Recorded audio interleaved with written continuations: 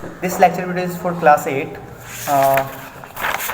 मैंने पहले chapter first start किया था जिसका नाम था ऑपरेटिंग सिस्टम, और मैंने पढ़ाया था what is operating system. Operating system को ही शॉर्ट फॉर्म ओएस बोलते हैं। तो उसके क्या ज़रूरत क्या ऑपरेटिंग सिस्टम का, उसके बाद है फंक्शन ऑफ ऑपरेटिंग सिस्टम, क्या क्या फंक्शंस होते हैं। उसमें मैंने पढ़ाया था बूटिंग ऑफ कंप्यूटर, मतलब कंप्यूटर को स्टार्ट करना इज कॉल्ड बूटिंग, है ना। उसके बाद अब आज पढ़ेंगे हम process management.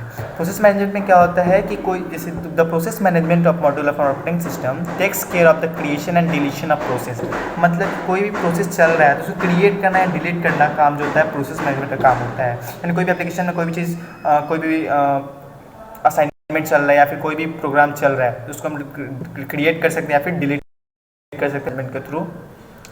Scheduling of various system resources to the different process requesting them. और क्या करते हैं, जो अलग अलग सिस्टम का क्या होता है, अलग अलग प्रोसेस होता है, अलग अलग काम होता है, उन सबको अलग अलग तरह शेड्यूल करना कि कौन किस टाइम में वो काम करेगा। And providing mechanism for synchronising and communication among process. और क्या डेटा को सिंक्रोनाइज करना है और कम्युनिकेट करने के बारे में। और आप देख सकते हैं जैसे मतलब अलग अलग शेड्यूलिंग का मतलब क्या समझे, जैसे कोई भी आप हमारे कंप्यूटर में क्या होता है, सॉरी नॉर्मल मोबाइल का ही लेते हैं। मोबाइल में क्या है, अलग गेम्स होते हैं। तो गेम का भी जैसे ही स्टार्ट करते हैं तो टास्क में जैसे जाकर प्रोसेस मैनेजमेंट में वो क्या होता है, उस प्रोसेस मैनेजमेंट उसको जो भी उसके सॉफ्टवेयर्स होते हैं, जो भी प्रोग्राम्स होते हैं उसको स्टार्ट कर देता है। गेमिंग के जो भी डायरेक्टरी है या फिर जो भी उसके फंक्शंस होते हैं, जिसका क्या करता है हमारा मोबाइल उसको उसमें हम उसमें गेम खेलने लगते हैं, है ना।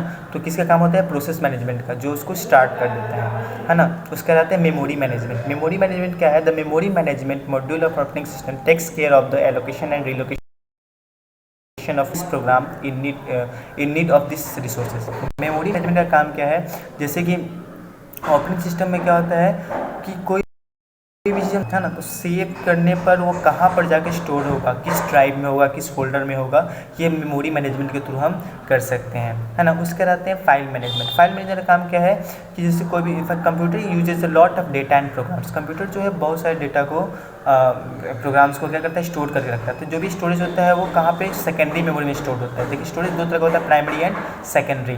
तो सेकेंडरी मेमोरी में सेव रहता है। तो फाइल मैनेजर का काम क्या है कि ये अगर कोई ये सभी जो भी प्रोग्राम्स जो भी फाइल सेव्ड है तो उन पर नज़र रखना कि कौन फाइल्स कहाँ पर है, ताकि अब जब आपको ज़रूरत पड़े तो आप सर्च मारें तो वो फाइल आपके पास चला है। तो ये काम होता है प्रोसेस मैनेजमेंट का, है ना। और इसके बाद सिक्योरिटी। सिक्योरिटी का मतलब सुरक्षा। तो जैसे आप कंप्यूटर इसमें क्या है, the security module of operating system protect the resources and information of a computer system against destruction and unauthorised access करता है। कंप्यूटर सिक्योरिटी जो भी जैसे आपने क्या किया, कोई भी चीज़ इम्पोर्टेंट फाइल को अपने कंप्यूटर में स्टोर, कहीं आप एब्सेंट हो तो आपका लैपटॉप खुला हुआ पड़ा है या तो कर उसको खोलकर उस इंपॉर्टेंट फाइल को चुरा ले या फिर उसको डिलीट कर दे। तो इन सब चीज़ों को सुरक्षा के लिए सिक्योरिटी का काम होता है। ये क्या करता है कि जो भी अनऑथराइज्ड एक्सेस का मतलब क्या है कि आपके अलावा कोई दूसरा, है ना, आकर उसको फाइल को देख ना ले, उसको डिलीट ना कर दे, उसको करप्ट ना कर दे। इन सब चीज़ों के लिए क्या जाता है, सिक्योरिटी का काम होता है। This security module of operating system protect the resources. ये क्या करता है, सिक्योरिटी सिस्टम जो है जो भी रिसोर्स है उसको प्रोटेक्ट करता है। Information of a computer system against destruction and unauthorised access. जो कंप्यूटर के जो भी सिस्टम उसको डिस्ट्रक्ट यानी ख़राब ना कर दे या फिर दूसरे से ऑपरेट ना हो, ये सिक्योरिटी का काम होता है। उसके बाद कमांड इंटरप्शन।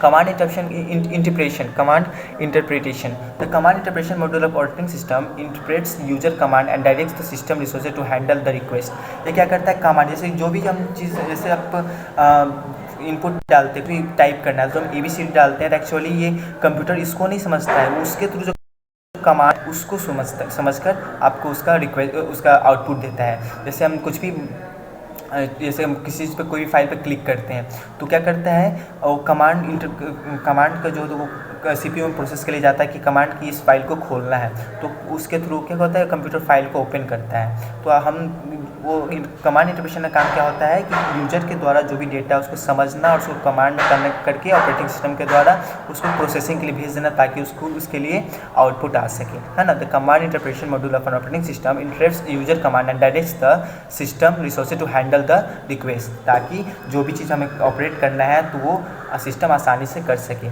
जो भी चीज़ हम ऑपरेट करने के लिए हम कमांड दिए वो क्या करेगा, उस कमांड को कंप्यूटर लैंग्वेज में कन्वर्ट करेगा और सीपीयू को भेज देगा, जिससे उससे रिलेटेड जो भी सॉफ्टवेयर होगा वो उसको क्या करेगा, उस आपके रिक्वेस्ट को उसका आउटपुट देगा। With this mode of interaction with system the user is usually not too concern with the hardware details of the system. इसलिए क्या होता है, इसलिए आपको क्या करना है, आप यूजर जो है ज़्यादा कनेक्टेड इससे नहीं रहता है हार्डवेयर से, कि हार्डवेयर की डिटेल्स जानना कि क्या है कैसे, सब कोई दिक्कत नहीं है। आपको जो भी चीज़ें, जो भी आपको काम करना है, आप डायरेक्टली उस पर कमांड दो, कमांड क्या होगा, प्रोसेसिंग होकर प्रोसेसिंग के लिए सीपीयू में चला जाएगा, कंप्यूटर लैंग्वेज में कन्वर्ट हो गया और आपको उसका आउटपुट मिल जाएगा। आपको कुछ हार्डवेयर का कुछ भी ज़्यादा डिटेल्स जानने की उसमें ज़रूरत नहीं पड़ेगी। उसके बाद इनपुट और आउटपुट डिवाइस मैनेजमेंट। इनपुट मतलब जो भी चीज़ हम डेटा डालते हैं उसको बोलते हैं इनपुट, और जो हमें रिजल्ट मिलता है उसको बोलते हैं आउटपुट।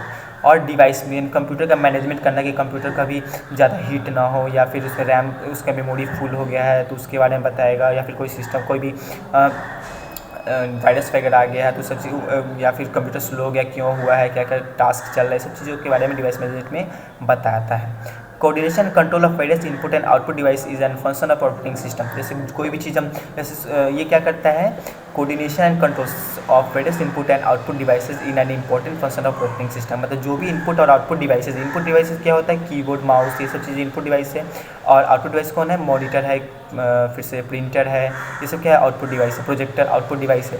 तो इन सब को क्या करता है, कोऑर्डिनेट करना, निर्देश देना है ना, निर्देशित करना, और कोऑर्डिनेशन एंड कंट्रोल, और जो भी प्रोग्राम्स है जो उसको क्या करना, कंट्रोल करना, है ना। जो हम सपोज कीबोर्ड पर आर टाइप के तो आउटपुट क्या दिखाएगा, आर। तो प्रोसेस करके कौन भेजता है इसको, ये डिवाइस मैनेजर के थ्रू इसको कोऑर्डिनेशन किया जाता है कि यूजर ने आर टाइप किया है तो कंप्यूटर क्या करे, आर उसको ऊपर डिस्प्ले करे। सपोज मैंने टाइप किया मैंगो, तो मैंगो क्या होगा, डिवाइस मैनेजमेंट के थ्रू कंप्यूटर के पास जाएगा कि ये यूजर ने ये इनपुट डाला है, तो वो क्या करेगा, कंप्यूटर उसको मॉनिटर पे आउटपुट मैंगो ही दिखाएगा, ठीक है ना।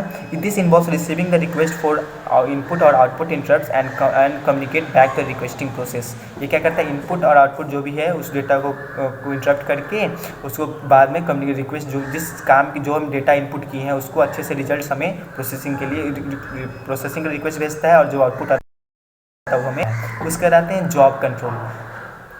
When the user wants to run an application program, he must communicate with the operating system telling it what to do। मतलब क्या है, कोई भी प्रोग्रामर, कोई भी यूजर है वो क्या करेगा, पहले तो एप्लीकेशन से कनेक्टेड होना पड़ा उसको, कम्युनिकेट की आप एक्चुअली यूजर करना क्या चाहता है। तो पहले जब तक वो ऑपरेटिंग सिस्टम से कनेक्ट नहीं होगा वो क्या कर सकता, वो इसको कंट्रोल नहीं कर सकता है ना।